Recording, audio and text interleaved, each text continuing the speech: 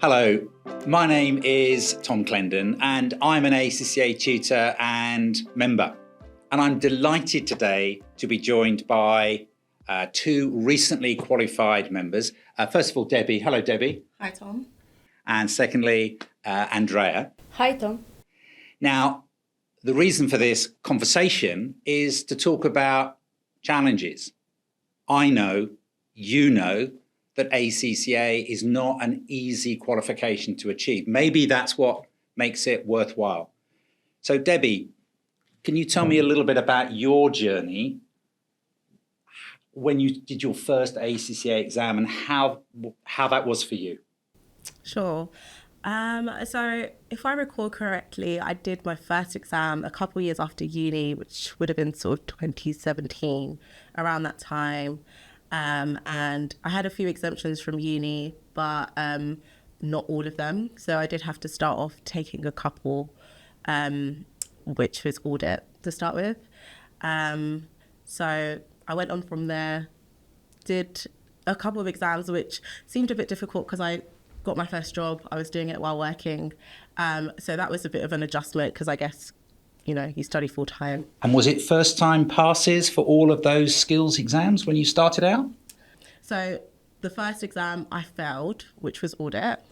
And actually I couldn't wrap my head around the subject at all. It was so difficult. And then I passed the second time for audit. And then went on to do my professional level, which was sort of the old ACCA structure back then. So like P1. And yeah. So you've got real resilience. You were studying as a student for a number of years. What kept you going? I don't know. Pressure? Pressure? No. I felt like, I've got this far. I started, and at that point, it didn't seem like the end was that far away, even though it ended up being quite far away. But yeah, it was just something that I felt like I needed to achieve for myself. And I wanted to be able to say that I did it. So I think at that point, that was my push. I also had the push from my family saying, you know, you've come this far, just keep going, you're nearly there. Support from your family. Yeah, support, some may call it. I think that's great. I think it's good to have a community around you that does help you in that journey. Yeah, definitely. So you talked about failing an exam. How does that feel? Not great. And I think, not great at all. I think especially because, you know, you come out of uni, you come out with like your friends and people around you, people in your course, and you see they're sort of progressing through it. And yeah, it's not the greatest feeling knowing that actually they're progressing and you failed or you feel like you're kind of behind, which is how I felt back then, not how I necessarily see it now. But how do you see it now? How do you see it now? I see it as I was running my own race. So it wasn't necessarily about anyone. It was my journey, and, you know, we all live different lives. There was stuff going on in my life and there's probably stuff going on in their lives that make things not necessarily easier, but just different circumstances. So I just see it as I was running my own race, and yeah, it was just about me. Andreea, can you relate to any of that? Yes, indeed. I think that each journey is quite unique because each of us, we have different life, and we are in different times in our life as well. So I can relate that really well. Yeah, exactly. And you would have been studying during COVID. Was that a disadvantage, or was that how did you react and cope with that change? You know how they are saying, if life is giving you lemons, take some tequila away, you know? So basically make the best of what the circumstances that you have. And for me, COVID, I took it as an opportunity because we start a lot to work from home. So all that journey to go to the office and to come back, I was just spending on studying. So I just shutting down my computer from work and I just open my own personal laptop and start to do it. Just to carry on, to be able to get an extra 2 hours apart from in the morning when I was waking up at 4 a.m. to just have some more there. Now, why were you waking up at 4 a.m. in the morning? Because I have to study and I had to do it. Wow. And I wanted to do it. For me, first of all. when first I started ACCA, I thought that would be easy because usually for me it's quite easy to get through things, to do something that I wanted. But ACCA wasn't easy at all. So because I had to get used with the level of English, because English is not my first language. And I had to get used with all the terminology. And that is not an easy thing for someone that he just came in UK. To be honest, it's not. So all of this I had to learn slowly, and to understand, and to do it. Now, when you started studying and when you became qualified, you had a major change in your life. Oh, of course. How did that affect your studies? What was that change that I'm alluding to?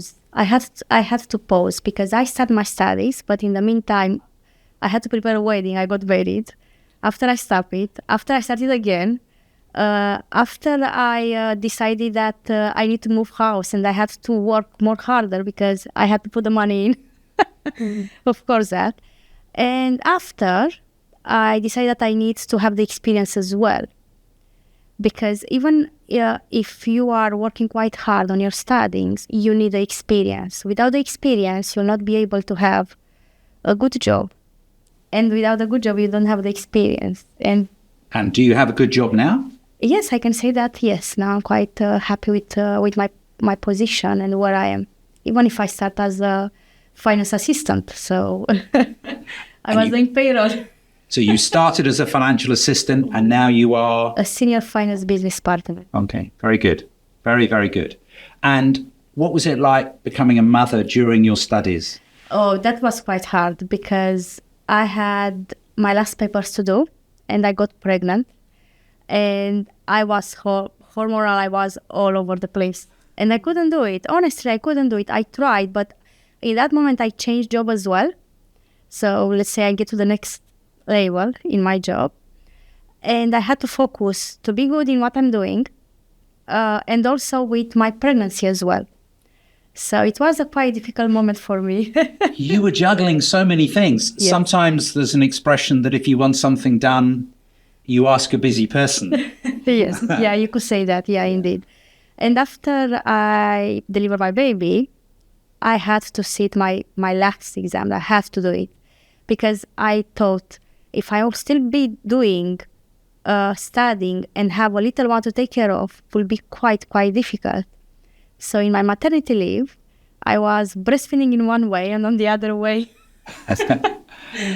finishing my studying. And respect. yes, and I was calling my husband, when you're coming home, how long you have left, come on. Yeah, fantastic. What did it feel like when you finally got qualified, Debbie? Honestly, I feel like it took a long while to sink in. It almost felt like it wasn't real. I think because it was such a long journey, just seeing that final pass just felt like, I don't know, felt like, are you sure there's no more exams to take? It was surreal for a long time. And I think when it did finally sink in, it just felt like, wow. So you talked earlier about your rocky start, but I know that towards the end, you became super confident and a better studier. Can you tell me what happened and how you became more confident in your study approach? Yeah, so I think just similar to Andrea's story, I also was sort of pregnant in between studying. Actually, when we took our exams and you helped me pass my exam, I was pregnant and that was an overwhelming time. And I think after having my son, I just thought, I have to finish these exams. But life was just very overwhelming. And I felt like my brain was just always cluttered. And that sort of led me to get diagnosed with ADHD. And actually, when I did get my diagnosis, it felt like a massive weight lifted off my shoulder. It felt like it validated a lot of things and it clarified just why I wouldn't pass exams or why I would find it difficult to actually study. And I completely changed my study technique. So where before I'd be sitting and tutoring and trying to take in all the information, I would still sit in tutoring, but I wouldn't put that pressure on myself to remember everything they were saying, because my brain couldn't take that much information. And I think when it came closer to exams, I said to myself, I don't remember anything I learned in tuition. So I'm just going to start doing papers. I'm just going to start doing practice papers and practice every single question 2-3 times, and just go through the exam questions as much as I could. And actually, I found that I would start doing it and I wouldn't necessarily even know anything about the topic in the question that was being asked. But the more I practiced, the more I knew how to answer the questions. And that was towards the end of my exams. I only had sort of 2 more exams to qualify. And doing that just gave me the confidence to go to the exam and not feel the overwhelm I normally felt sitting in the exam room trying to do the exam, because I didn't know what would come up. I went in confident that actually I've done about, 40 questions, 40 exam questions. It would just be bizarre if something comes up that I've not practiced. So yeah, and actually that just helped massively. And I went in there confident that after the exam, I always felt like, yeah, I felt good. I felt like if I don't pass this exam, there must be something wrong with this paper, because I felt like, yeah, I covered everything. So you were working smarter. Mm-hmm. You were more exam focused. Yeah. Because before I would go back to my text notes. I'd go back to my notes from tuition and try to almost memorize it. And that wasn't working for me. And I found that is why I failed, because, yeah. I don't think that works ultimately for many people. Yeah. The tuition phase is getting the information in your head. Yeah. But the exams are not a test of learning and memory. Yeah. They're a test of output, aren't they? They're a test of application. Wouldn't you agree? Yes, I would agree a lot about it. I mean, I'm not quite good as well, only on the theoretical side. Honestly, for me, the best thing it was just make practice, and also to make the application of what I'm learning. Yeah. That helped me a lot, because just by reading a textbook, it doesn't take you nowhere. For example, like advanced taxation has 1,000 pages. So think about for you, on a textbook, to read 1,000 pages and to have everything on your head. I mean, if someone doing, they're quite smart. I'm not on that level. No, it's not me. But we're all members, aren't we? We've all qualified. We've all got there. Yeah. So we are smart. I guess so. Now, one final question for you, Andreea. If you could talk to yourself, if you could go back in time, there you are starting your ACCA studies, what advice would you give your younger self? Not to put so much pressure on me. That would be the first thing. And to understand that I had my own pace of work on this. And not to compare with someone that maybe they finish in 2 years' time, something like this, because my journey was different than other people's journey. That would be the first thing. And the other thing would be to start maybe earlier, a little bit more younger to be. That would be the other thing. Yeah. Okay, cool. And same question for you, Debbie. Yeah. If you could talk to yourself, travel back in time. Yeah, I can only echo what Andreea said. I think that's perfect. So, yeah, definitely just I'm running my own race, and I don't need to worry about anyone else that's, qualified before me or passed the exams before me. And I can do it, and, just to keep going like I did, just to keep going, and I will get to the end. So, yeah, that's what I would say. Well, massive respect to both of you, and thank you very much for coming in today and sharing your stories. Thanks for having me. Thank you for having me.